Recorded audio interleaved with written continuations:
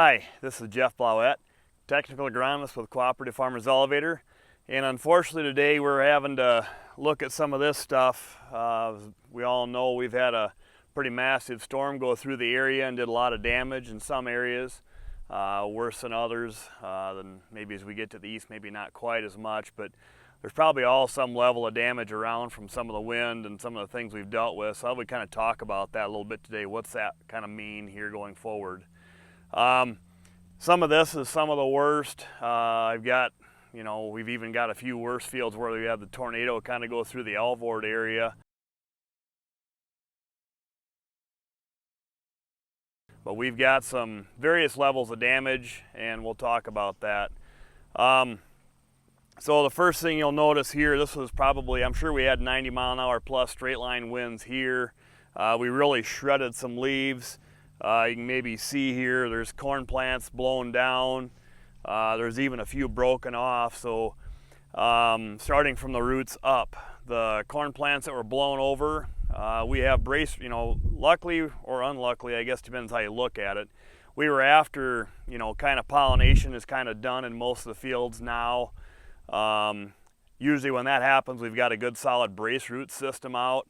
So that brace root is one of the reasons why we have any corn standing after that kind of wind.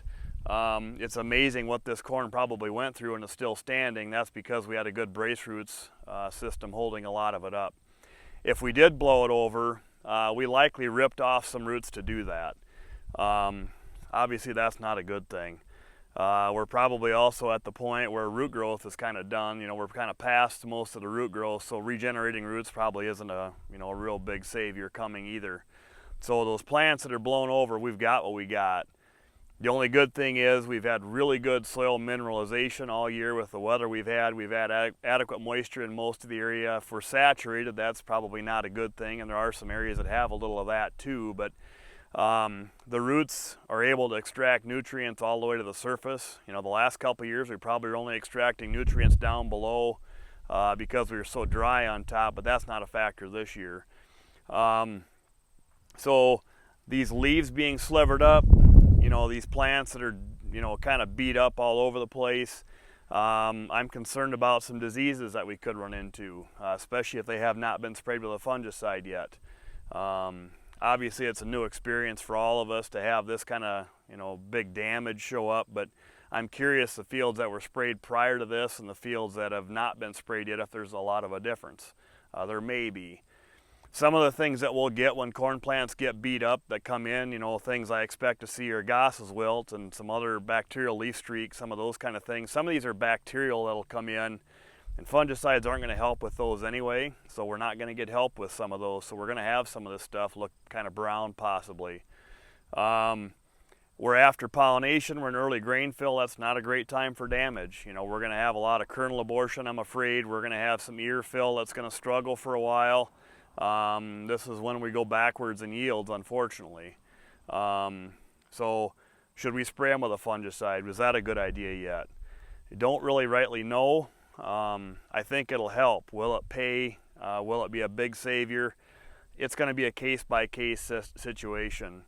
The other thing that we have that's hurting us is some of these that really got shredded, we've got a lot of leaf loss already.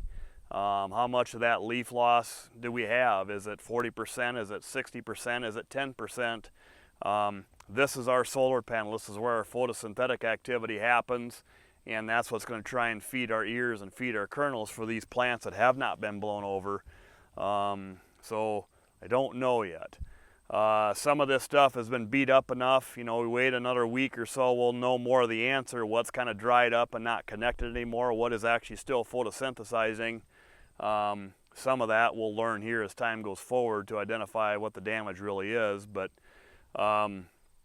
so is there anything we can do? If there's not as much damage, maybe some foliar feed potentially could be something that may be beneficial if we're struggling to take up as much as we'd hope.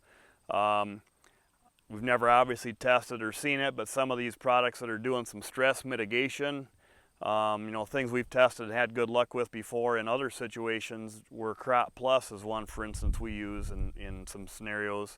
It's been good when we've tested it, but we haven't tested it with this kind of damage to know. but some of those things may be a consideration to evaluate. Yeah, I don't. There's an awful lot of this is unprecedented for us to see what we have for damage and what to do. There's also been some damage to soybeans. A lot of the soybeans are either in that R2, which is full flower, or getting into R3, and even some of the April planted ones maybe up to R4. The closer they are to starting to put full pods on and fill grain, the more damage that was done by those, and a lot of those got lodged. Some of the winds just blew over some of these bigger beans. The younger they are stage-wise, the more likely they'll be able to stand back up. Probably should bring it up in corn too. Will corn stand back up? Once corn tassels, those joints you might say, where they were, we've all had corn blow over earlier in the season, and you'll see how that goosenecks back up pretty well. Once we tassel, those joints are not very flexible anymore. So above the ear, you may see those straighten up a little bit, but you got a really big plant, there's no way you're pulling that back up, so that's going to be a harvest issue if you have a lot of really bad down corn or pockets of down corn. That's going to be a challenge. But in soybeans, if they weren't potted all the way to the top yet, you might say there's a decent chance they'll kind of stand back up. They're not as heavy. The farther they get along, the more growth they've already had, the taller they are. Once they go down, some of those branches and some of those plants are just going to be on the ground and maybe partially stand back up, but they're going to be a potential harvest problem as well.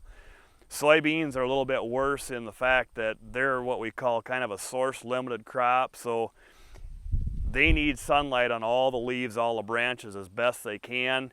Wherever that pod, the node that pod or those flowers are on that plant, those leaves that are attached to that node need to have photosynthetic activity, and that's what's going to feed that set of pods on that node. So if we have beans that lodge and a percentage of those leaves are covered up by the plant, they're probably not going to fill those pods that are connected to that node. So that's going to be a problem with yields on beans, I'm afraid, especially when they get knocked over. The other thing that always concerns us about beans that go down and lodge is you're creating a blanket on the ground that never dries, especially with the rains we keep getting. Absolute perfect environment for white mold to just continue to flourish. So I expect to see some of that. Unfortunately, in beans, there's nothing we can do with that. That's just going to be what it is. Beans, kind of the same thing as far as what can we do. Would a fungicide help? Maybe, if it's R2 or R3 yet, depending on how bad it's lodged. And by the time we get through the weekend here, we'll be far enough after some of this damage. We'll know, is it kind of standing back up and looking a little bit better, or is it just a down tangled up mess? Those stress mitigators again are something we could consider. The foliar feeds, if it is past that R3 stage and we want to not spend the fungicide money but still want to maybe try and help, those are a little less costly. They still probably could do us some good.